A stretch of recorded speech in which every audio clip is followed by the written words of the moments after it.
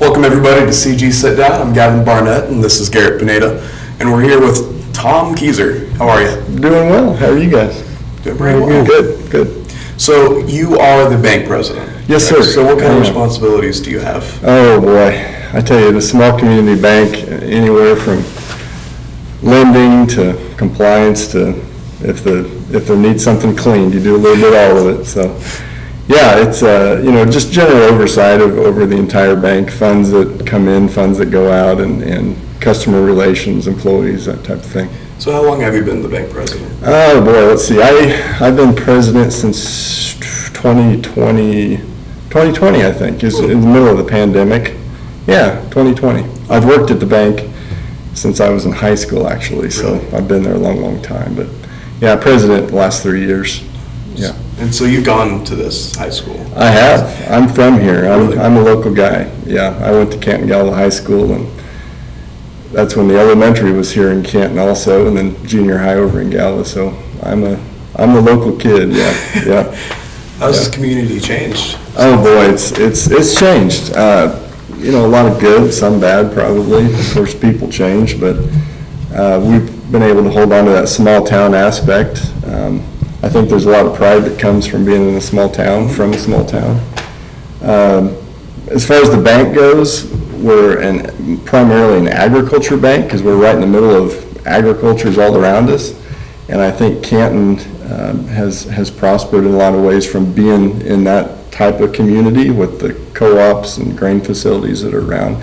It just puts a lot of money into the area. That's where a lot of the money comes from. So as far as that aspect goes, I don't think that's really changed, and I think that's probably where we're going to be into the future.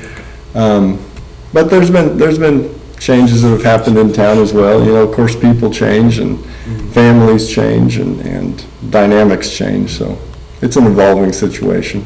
Yeah. And what class are you? I graduated in the class of 1999. So for you guys, I know that feels like 100 years ago probably, but for me, not so long ago. But yeah, 1999 was my graduating class. Are you the county commissioner? I am. I'm county commissioner for District 2. There's the county commissioners, there's 3 of us, and we all have our designated areas inside the county. And yeah, I was blessed to be elected into that. I was nominated and appointed into that position when late great Linus Weaver passed away.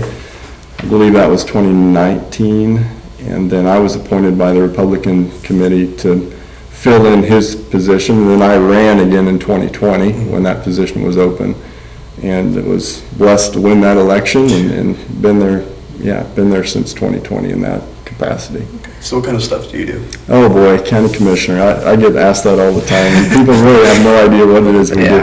But on the county side, basically, from 30,000 feet, the county commissioners have most oversight as far as the budget side of things, which is the money that comes in. We set the tax levies, countywide, which controls the amount of money that comes in. And then once that money comes in, we have the primary authority of deciding which departments get how much of those funds.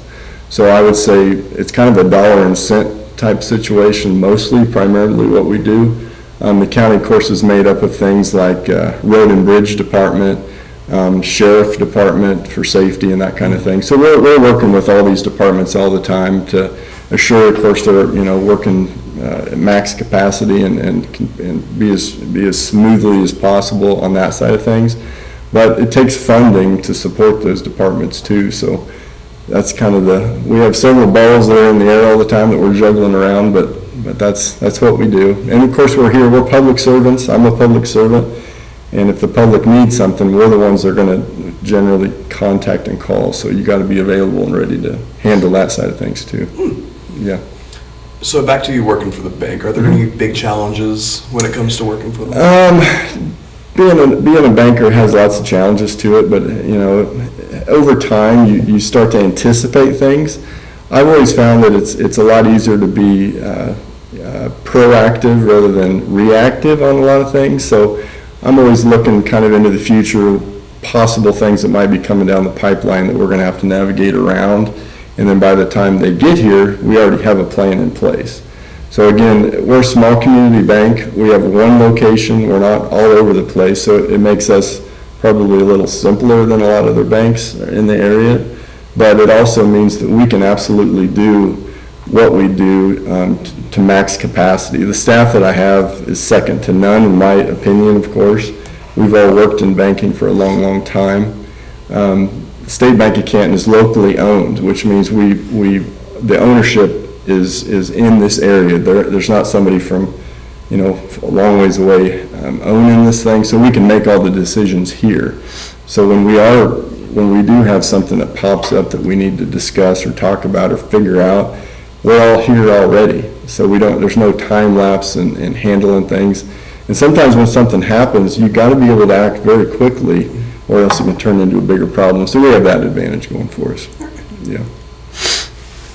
Okay, so we've talked a lot about what you currently do, but I kind of want to ask, was this always your goal when you were little? You know what? I honestly, growing up, sports was my number one thing that I loved.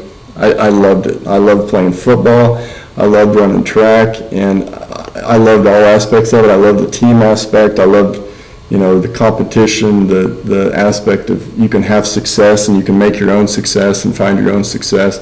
So that was kind of the building blocks of probably me growing up, was just sports and competition. So there was a time, you get to be in junior high or high school and everybody's asking you, what is it that you want to do? And I gravitated actually towards teaching originally, because I thought, well, it would kind of give me an avenue to go into maybe coaching or working with young people, and again, that whole success thing that I've kind of grown up being attracted to, I guess. So I went to Emporia State. They were a teacher's college when I was there, still are, and I got into teaching. I got into not substitute teaching, but the teaching that they put you in when you're starting your undergraduate there. And I just didn't love it. I liked it, but I just didn't love it. And I had this financial background I started working at the State Bank of Canton here when I was very young, at high school, and worked my way up in there. So I always kind of had that in the back of my mind, I guess, that I enjoyed doing that. And that's a way of being able to help the people that are around you. The bank touches so many different things and so many different aspects. So at Emporia State, I ended up working for a financial institution there as well. Kind of fell back in love with the whole financial situation, and worked there, was still going to school, and then it just, you kind of come to a crossroads in your life, and you guys are going to come to that too sooner or later, where you need to make a decision, right? So I remember I called back home here, and I talked to Doug Lowen, who was the president at that time, who gave me my first shot working in the bank, and I said, hey, is there a possibility of me coming back and working if this is the path I feel like I'm being called to do? And he said, you can come back and work for us anytime. So that kind of set me on a different path. It's not a path that I was really seeking, I guess, but sometimes the good Lord opens the door and asks you to walk through it, and thankfully I did. So that started me back on my financial career, and graduated from Emporia State, came back here, and have been here ever since, working for the State Bank. Yeah,